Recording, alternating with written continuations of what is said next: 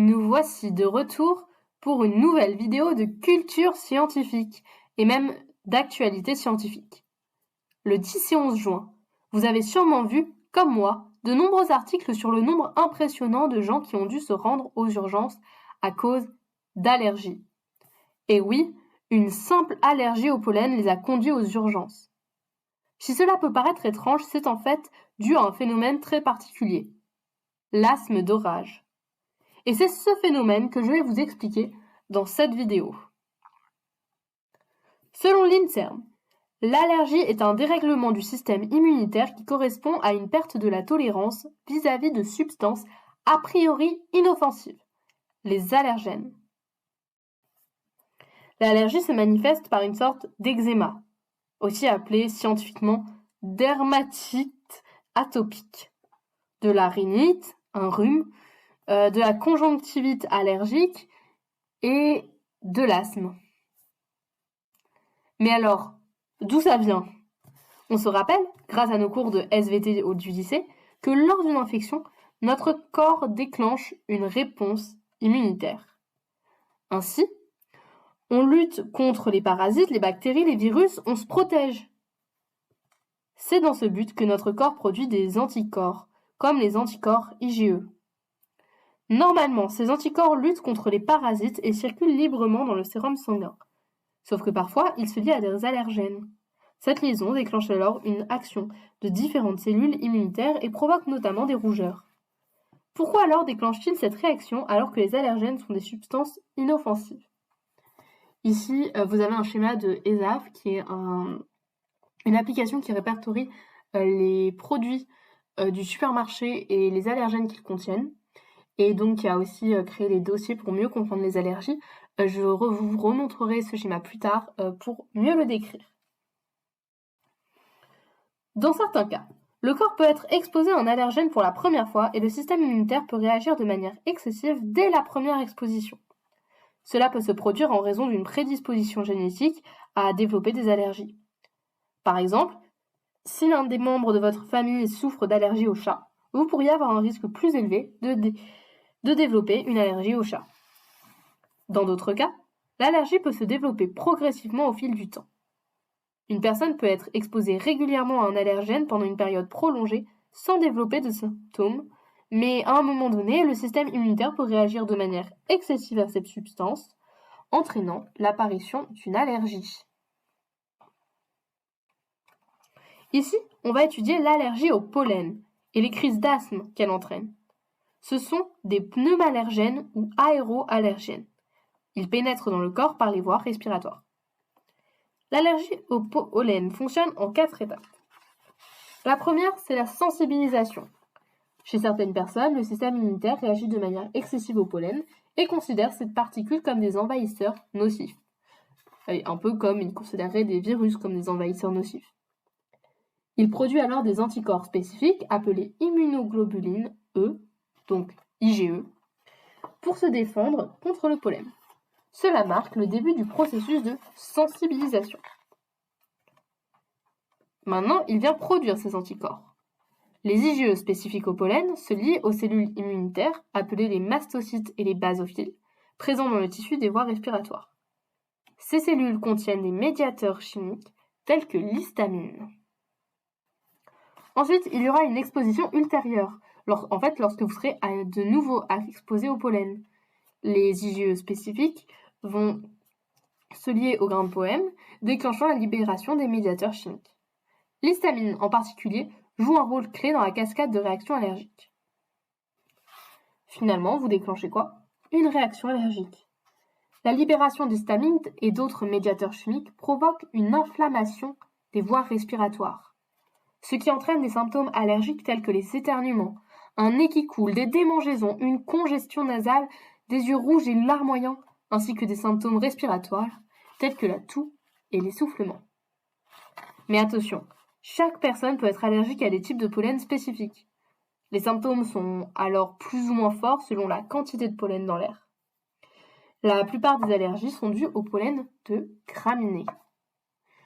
Du coup, je vous ai remis le schéma pour pouvoir un petit peu le commenter avec vous. Donc là, on est à l'étape d'exposition ultérieure. les IgE spécifiques au pollen se sont liés aux cellules immunitaires, les mastophytes et les basophiles. Et ces cellules sont présentes dans les voies respiratoires. Donc, on a cette cellule qui est porteuse d'IgE, elle reconnaît alors un allergène qui se lie aux anticorps, puisqu'il a été reconnu précédemment dans les phases de sensibilisation, et ensuite produit lors de la phase de production d'anticorps. On voit que ces cellules contiennent des substances inflammatoires comme l'histamine, ici représentée avec les petits ronds rouges, et donc qui, après cette reconnaissance, vont être libérées et du coup induire une réaction inflammatoire. J'ai trouvé ce schéma vraiment très bien fait et c'est pour ça que j'ai absolument tenu à vous le mettre, même s'il n'est pas du tout de moi. Alors, tout d'abord, on va voir le rôle de l'histamine. L'histamine joue un rôle important dans les réactions allergiques, y compris l'asthme allergique. Elle provoque une inflammation des voies respiratoires et des bronches, ce qui entraîne des symptômes caractéristiques de l'asthme allergique, tels que l'obstruction temporaire des voies respiratoires, la toux, l'essoufflement et la respiration sifflante. Ces symptômes peuvent varier en intensité en fonction de la sensibilité individuelle et de la gravité de la réaction allergique. Elle agit en se liant aux récepteurs spécifiques présents sur les cellules des voies respiratoires, appelés récepteurs H1. Alors là, pour le coup, j'ai pas trouvé de schéma. Donc en fait, vous voyez, on passe directement de ce schéma à celui à l'animation sur l'asthme d'orage. Et du coup, je préférais vous laisser là pour que vous compreniez mieux d'où vient l'histamine, qui du coup, en se liant au récepteur H1, déclenche une série de réactions biochimiques qui entraînent les symptômes évoqués précédemment. Bien sûr, elle a d'autres rôles dans notre corps, et je ne détaille ici du coup que son rôle dans le cadre des allergies. Donc voilà, du coup on repart sur l'animation, désolé. Lors d'un orage, plusieurs facteurs contribuent à la rupture des grains. Tout d'abord, l'humidité de l'air augmente en raison de la pluie et de l'humidité ambiante. Cette humidité peut pénétrer dans les grains de pollen, les faisant gonfler et se ramollir. En conséquence, les grains de pollen deviennent plus fragiles et susceptibles de se briser. De plus, les vents violents associés aux orages peuvent provoquer des mouvements d'air turbulents. Ces mouvements d'air peuvent entraîner des collisions entre les grains de pollen, provoquant leur éclatement. Les impacts avec des surfaces solides telles que les gouttes de pluie peuvent également contribuer à la rupture des grains de pollen. Lorsque les grains de pollen se rompent, ils se fragmentent en particules plus petites. Ces particules sont généralement plus légères et peuvent rester en suspension dans l'air plus longtemps. Cela signifie qu'elles peuvent être transportées sur de plus longues distances et avoir une plus grande portée que les grains de pollen, plus gros et plus lourds. La fragmentation des grains de pollen pendant un orage peut avoir des conséquences sur la santé des personnes sensibles aux allergènes du pollen. Les particules du pollen peuvent être inhalées plus facilement et pénétrer plus profondément dans les voies respiratoires, déclenchant des réactions allergiques chez les individus sensibles. Ici, on voit qu'un grain de pollen plus gros va être facilement bloqué, alors qu'un grain de pollen plus petit va pouvoir aller plus loin dans le système respiratoire. Même si ici, c'est un schéma assez grossier, ça représente bien l'idée. Désolée pour la légende qui est un petit peu coupée, je n'avais pas prévu. Désolée. Il est important de noter que tous les types de pollen ne sont pas également sujets à la rupture pendant un orage. Certains pollens, tels que ceux des graminées, des bouleaux et des armoises, qui sont aussi, on se rappelle, les pollens qui provoquent le plus d'allergies, sont plus susceptibles de se fragmenter que d'autres. Les conditions météorologiques locales, telles que le degré d'humidité, la force des vents et la quantité de pluie, peuvent également influencer la probabilité de rupture des grains de pollen. Voilà pour les petites explications scientifiques. J'espère que vous avez bien aimé mes animations, ça a été assez difficile à réaliser. Bien sûr, je ne vais pas vous laisser comme ça.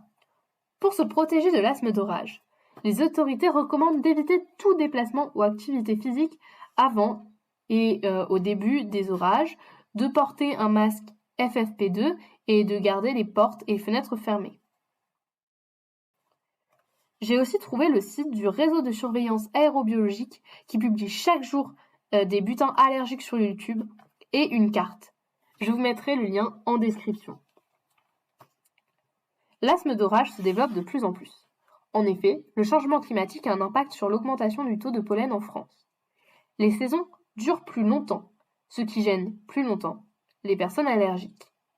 Certains végétaux se déplacent, augmentant l'exposition de la population. Le pollen est également lié aux microparticules de pollution, ce qui accentue les irritations des personnes allergiques. La fréquence des orages augmentant également, la prévention de l'asthme d'orage est un enjeu majeur de la santé. J'espère que je vous ai bien informé et que cette vidéo vous a intéressé. J'ai basé la plupart de mes recherches sur les informations de l'OMS, de l'INSERM et le RNSA, le Réseau national de santé aérobiologique. Et je vous mets ici plusieurs liens qui m'ont aidé. Alors, j'espère que cette vidéo vous a plu et qui sait, peut-être avez-vous découvert un nouveau champ de recherche scientifique. Merci pour votre visionnage.